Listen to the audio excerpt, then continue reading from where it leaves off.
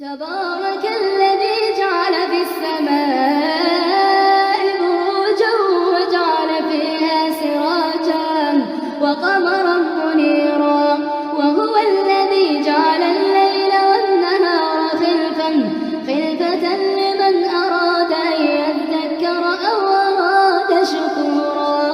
وعباد الرحمن الذين يمشون على الأرض هونا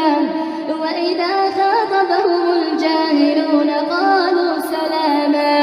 والذين يبيتون لربهم